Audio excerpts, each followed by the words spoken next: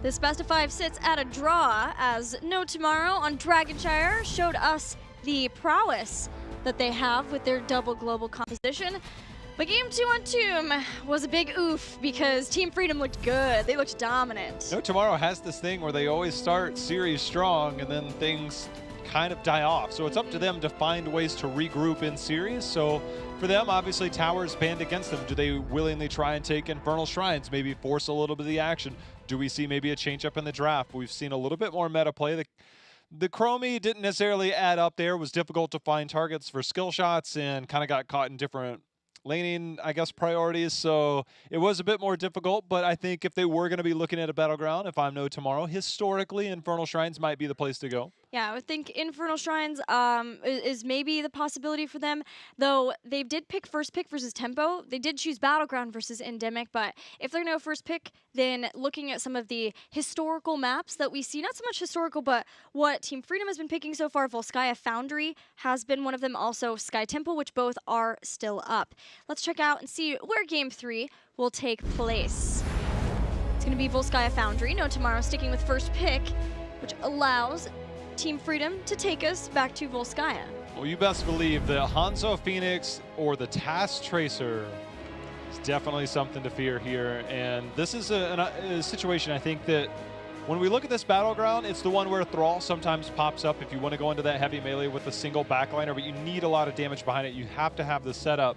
And so particularly interested to see how these teams approach the draft, because it is a lot about sustain, but it's also about finding those momentary kills that can just change things up. We saw Chromie in the last game for No Tomorrow. Team Freedom has played Chromie twice in their 2 Volskaya Foundry games that they played last week.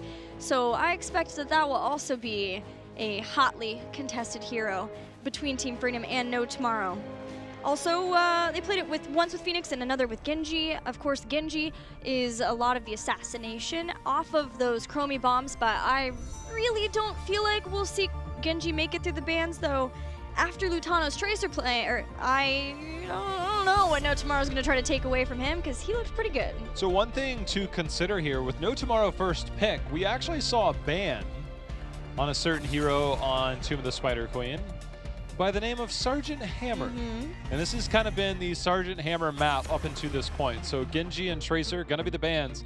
If you're No Tomorrow, you have 3 picks before the second ban. That's normally a safe moment that you can early pick Hammer if you're afraid of the second ban. If you're Team Freedom, are you willing to commit it in your 2 picks before the second ban? It's more important. Don't think Freedom's shown any Sergeant Hammer picks, though, then again, No Tomorrow hasn't either. It's just the respect ban of what she can do. I'm more interested in things like the Phoenix, the Chromie, where that happens. There's also Malfurion still up for No Tomorrow. Anything else feel like that high of prio? Maybe the solo laner, you know, Urel, because she can hold a point for so long. She can stand there. She can knock people off with Righteous Hammer. Yeah, Urel stands out to me a little bit more. I think Malfurion, especially with Deckard now, who is available, I think you can kind of forgo that first pick Malf. They're going to stick with it. We'll see if Deckard comes in on the side of Team Freedom, whether that gets banned out. But again, Collusion support hero pool is a bit different. With Team Freedom taking a page out of a couple other teams with Johanna Blaze. Ultimate frontline control there between those two. Both are so good because of their self-sustain. Well, the shielding and the self-unstoppable for Johanna. Also Laws of Hope, you can get sustained from that too. Blaze from his healing off of the fire. Both excellent picks to have on this map. And then Bunker later on, as I almost throw my pin. Woo, flipped it out. Bunker later on is really good for those long drawn out fights. The one thing I love about this pairing that's oftentimes, I think, underestimated just a little bit, Johanna, if it's Johanna Dahaka tend to struggle in terms of that frontline control. Johanna Leo struggle in that frontline control, but when you have the mini condemn and the potential jet propulsion follow-up to any of the condemn or the slow, that's been the best pairing for Johanna. And we've seen this rise in frequency, this pairing here in particular, and I think it's a very strong pairing because it kind of covers up for the weaknesses, but it also complements each other very well. So Johanna doesn't necessarily have ultimate control, but you pair that with a Blaze and all of a sudden it is a lot more terrifying to have a certain amount of follow-up. And we are super tanky on the front line as we get a Urel and Garrosh here, 2-man that front line here for No Tomorrow. That was a Garrosh picked into a Johanna, not always something that you see. Often you see the opposite happen, where a team picks up a Garrosh, and then Johanna's chosen because she can make her way out of the Garrosh combos. When Simplicity played Sergeant Hammer, it was paired with a Garrosh. Team Freedom have to keep that in mind. They'll take away the Chromie. It's Sergeant Hammer's also been picked to counter the Garrosh too, though, J-How. Yeah, that was the original iteration when we saw Genji, Gen G do it. With that Chromie van too, like that was what Prismaticism countered a Chromie with yesterday. Yeah, I like that. So clever plays, but again, Hanzo is available for Team Freedom. It's something we know they love to run. They've always tended to have a favor towards that. I think that'd be great, but we have Phoenix and Jaina to consider for both of these teams. Phoenix with Garrosh is tough. He has a certain way of interrupting the warp out, which it can be scary. Really, No Tomorrow have a lot of ways of trying to do that. Whereas Hanzo has natural agility, it's a lot swifter. And scatter arrow build, I mean, Lutano hits people with the scatter arrows. Deckard also, is Deckard the choice? Or do we get more of like a Collusion Kerosene? I like Deckard here. Deckard seems pretty strong. And look at Phoenix still. Phoenix does offer slows, which are always really good to have versus a Garrosh. It's a lot harder. That's why you see so many Jainas picked versus him. And now you've got that with several of what Team Freedom has, plus Deckard Cain. This is going to be hard for No Tomorrow to get Jaina into position to get combos. But, of course, he can tank a lot of damage on those points because of armor up. So where does No Tomorrow's damage come in? What the heck? I threw my pin. I was so... The timing of that... Can I use your pin for a second? Yeah, can I use somebody's brain for a second? I gotta wrap my head around this one. Okay, so let's look at this. You know, Toads, this is also the patch where Toads took a bit of a nerf. Yep. Gargantuan's health is down a little bit. Hello. We searched for Kelly's pen. Keep going, man. Spiders, I believe in you. I think Spiders does have some capabilities, but the Probius to me...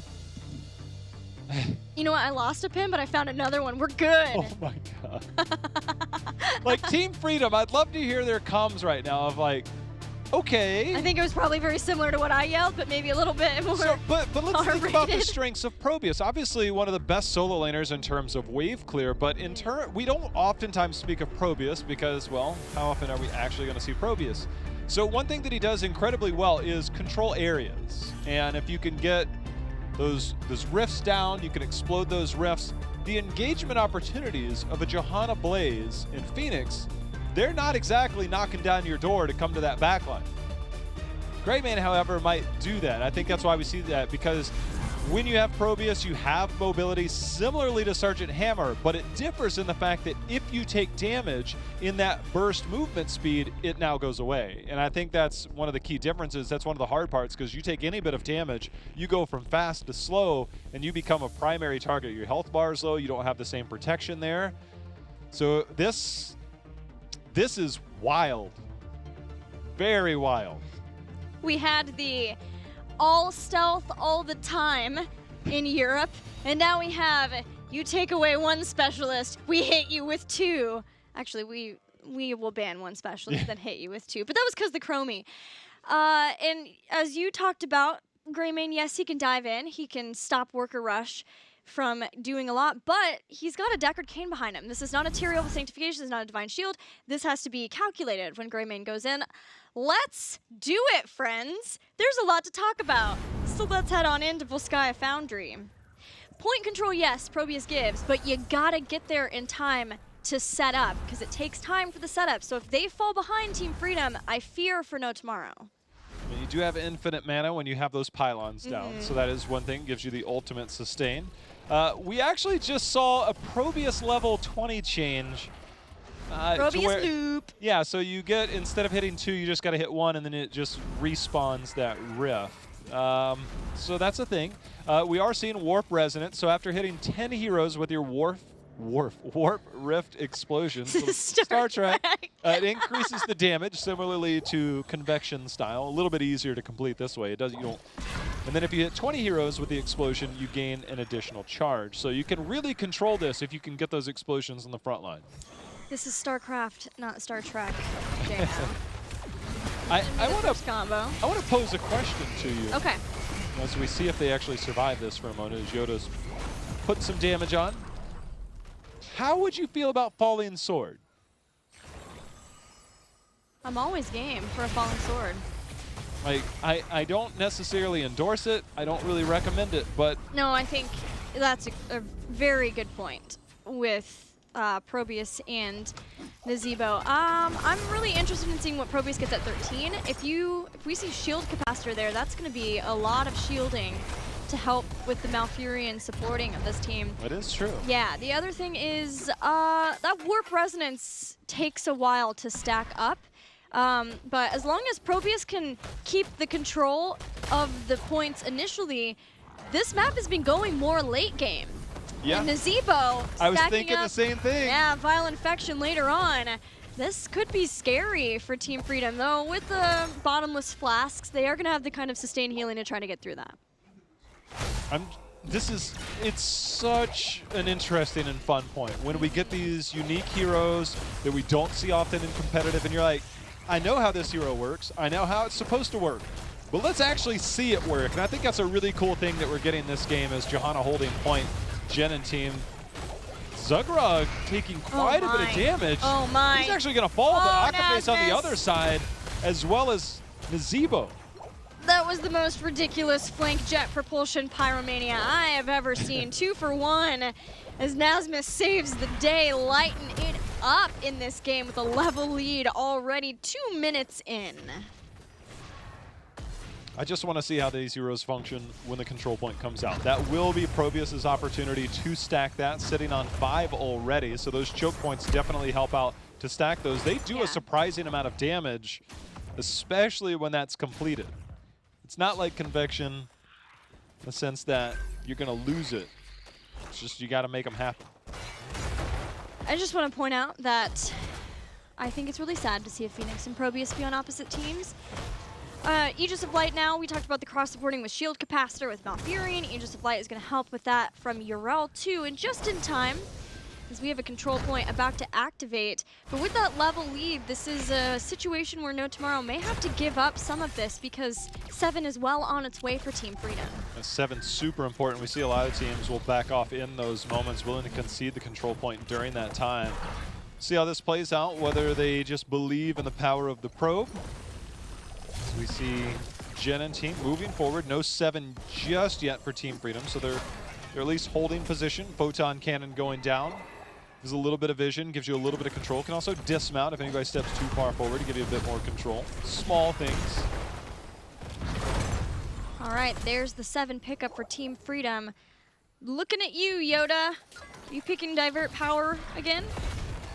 Dropping them shields. See Subdue. No, the new Warp Warfare, cool.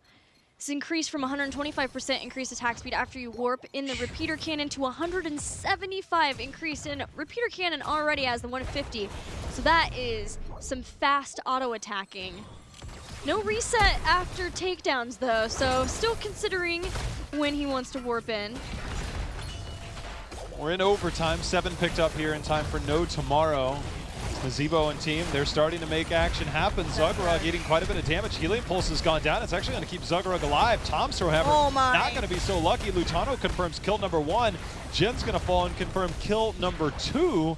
As Yoda putting in work as well as he dove that pack line. This front line is melting under the pressure of Team Freedom. And that is not how No Tomorrow was hoping things would go. And I think starting off even with the level lead as early as it did with those couple of kills around the support camp, now is going to slow things down immensely from being able to start stacking up or getting to that late game Nazebo potential. Well, the one thing that vehicles do against something like Nazeebo stacking is it gives him an easy target. Nazeebo currently sitting on 18 Toad stacks, so as those continue to go, is a little bit easier to hit against the Protector here.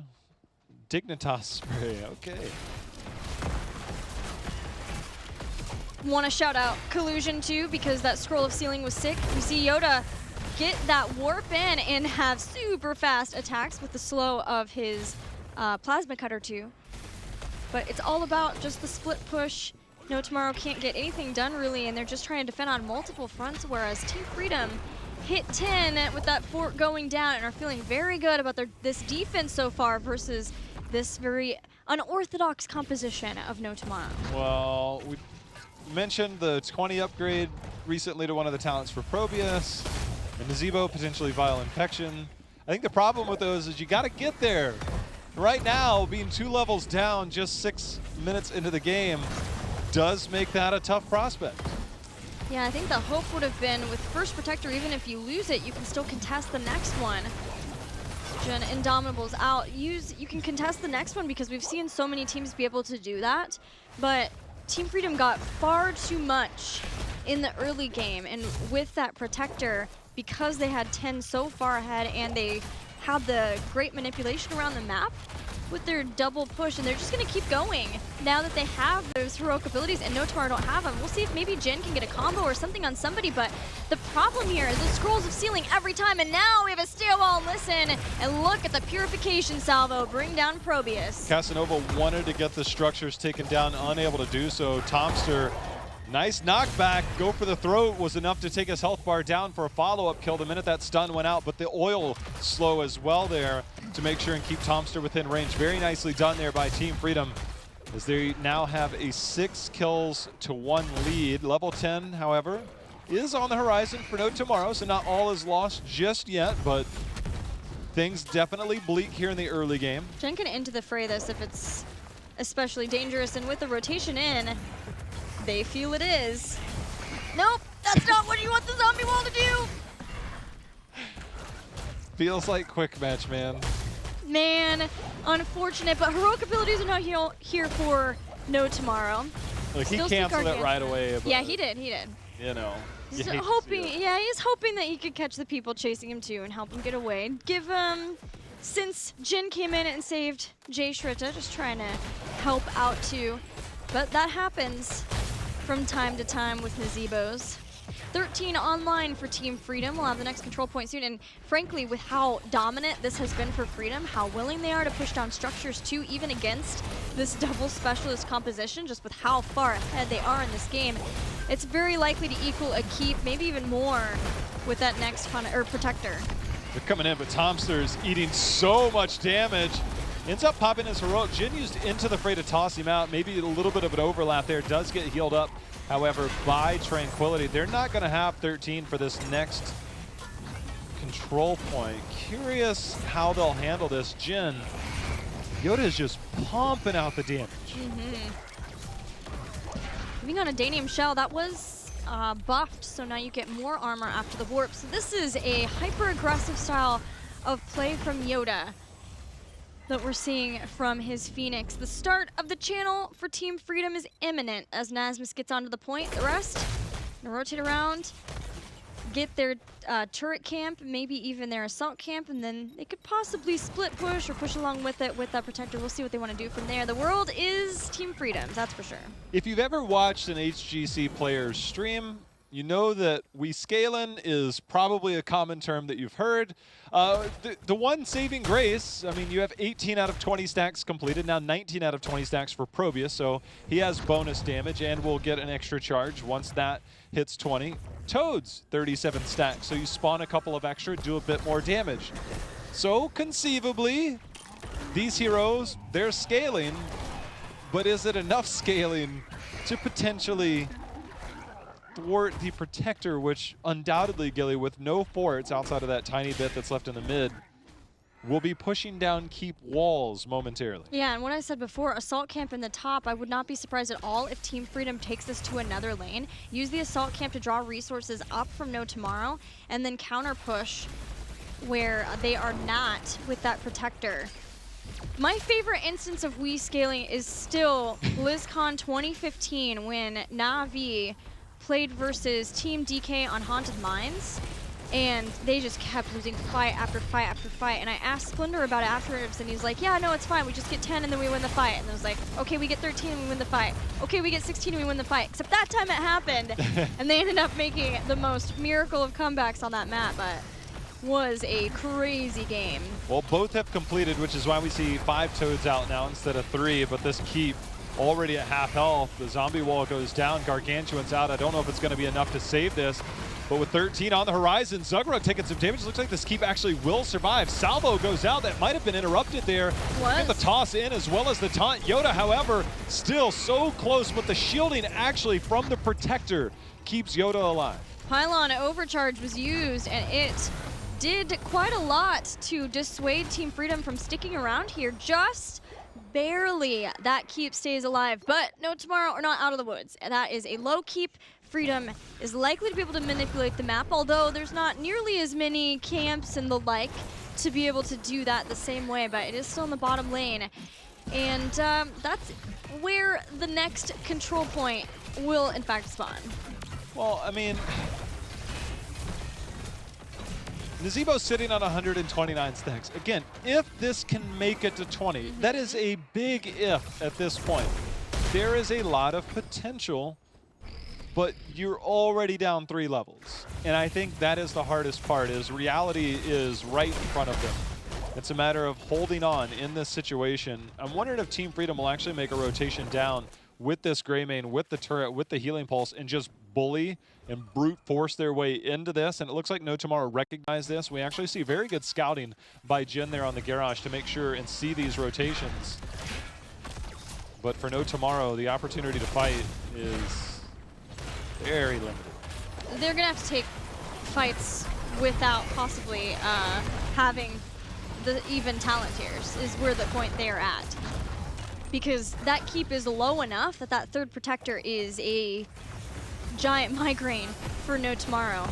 Yoda's stepping forward, seeing if he can put the damage in, force back No Tomorrow enough to finally take down that keep in the bottom lane. Those No Toads. Tomorrow keeps hanging on. I mean, the Toads are doing what they're intended to do. It's helping quite a bit.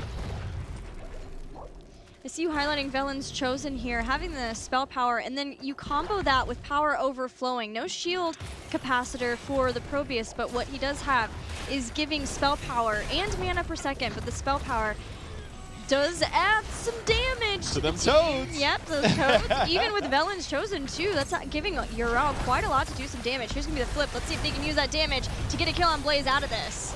Well, Tranquility's out. Keep, however, falling. Lutano goes directly into that. Toads just missed. Shrite under assault does get the zombie wall down. They're surviving for now, but at the cost of their keep, they're going to get the toss in on Zugrug. Shrite just trying to find something to land here as the Gargantuan comes out. It's going to get the slow. Zugrug, very low. Just barely survives with the shield there. Wow. These slows have made it hard for Jin to move into position, but the stay a while and listen, so clutch from Collusion to save his tank. This is a 3-level lead that has maintained. No Tomorrow have lost that keep, but as I said before, with this control point unlocking in a few seconds, No Tomorrow cannot let up. They can't hope to get to 16. They've got to move down into this control point. They can't give this protector for free to Freedom. The Toads, however, again, have so much damage. Yoda coming in with a major flank. Casanova, you can see, he's trying to avoid the damage. Nazma's going in. Pyro going out. Blaze with the bunker already down. Tranquility still 10 seconds away. Jin is dead. Tomster probably not going to live much longer. You can see the Toads coming out. Yoda gets himself on a treadmill, ends up warping in. Condemn's actually going to bring Tomster back into position, but not enough for a kill just yet. They are going to get the salvo out. Shrite with the ice block. Going to buy a little bit of time. He's going to fall. He will. 3 left to defend this core. Freedom rotated back off here. They're dealing with the Gargantuan. They know they've done enough so that they can move into position to get somebody onto that control point. Just get the turrets. Get set up for the final push, J-How. I think right now, if you're Freedom, you have to make sure that the people that aren't going to be in the Protector, they need to have those turrets, because those turrets do add a pretty significant amount of damage once you get on that core. because between Probius and Nazebo, for what it's worth, they do quite a bit of damage at this point. And against the vehicle, hitting those toads, you'll see major poison damage going out. But this Protector at this point, Gilly, it's going to be a beast to take down. Yes, it will. No Tomorrow, though, are going to get a heal pulse to try to help out with that. And Tomster has been staying alive really well. He even didn't have Ardent Defender, but still stayed alive in the last fight. But Jin has been ripped to shreds from the Phoenix Greymane backline. And you can see this is without Alpha Wolf. This is Executioner for Greymane, but it combos so well because there is so many slows that make it hard. You can see there, Jin just trying to get into position. Finally, he gets into the point to contest. No Tomorrow here just in time to contest. This is the last stand of No Tomorrow. Akape's under assault on the back line. He's on the treadmill himself. You can see the Tranquility out. Shrite and team, they're putting out the damage. The taunt's going to bring a few members in, but there's just way too much pressure. And with this Nazebo Probius comp, they are struggling to get targets. Yeah, and the warp rips are going around the conveyor belt. Like, this is a really hard thing for No Tomorrow to do. But a Jin combo takes out Johanna. That's the first of what has to be so many kills for No Tomorrow. Unfortunately, they lose their Nazebo here. That turret is still putting out damage against No Tomorrow. Jin trying to hold on the point, getting the heals, the healing reduction coming in.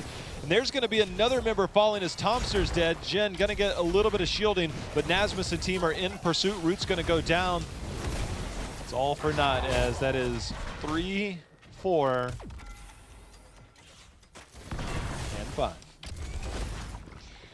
Protector and the rest of Freedom Sands, the Zugrug, I was going to say Jin, that's not right, Zugrug, march toward the core of No Tomorrow. It was a draft that No Tomorrow had concocted and no doubt had found some success with in scrims. To bring it here to HGC, the Team Freedom proves they have the chops to defend versus it and go up 2-1 in this series. Kind of wonder the Garrosh if it was maybe another warrior, maybe a little bit more control. Maybe if they had the Johanna, might have been able to buy a little bit of time, but the Iron Skin usage, the jet propulsion with the flanks, the Yoda flanks on the Phoenix, it was just way too overpowering. And that's the problem when you go double specialist. It is skill shots essentially with the toads and the spiders. And then of course your warp refs are generally in an area. It's hard to just throw those down and target somebody in return. So those that was hard, I think, to deal with that amount of pressure. And you got to give credit to Freedom for, I guess, solving that puzzle pretty early and fighting directly into it. It worked out really well for him. Yeah, the Nasmus flank that got 2 kills just for the one, it felt like it just set No Tomorrow back too far right from the outset of that game. We knew that they needed to stack. It was going to take time.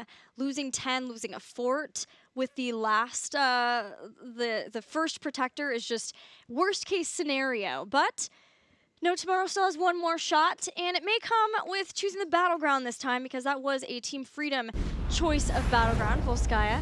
Then they do change up the strategy.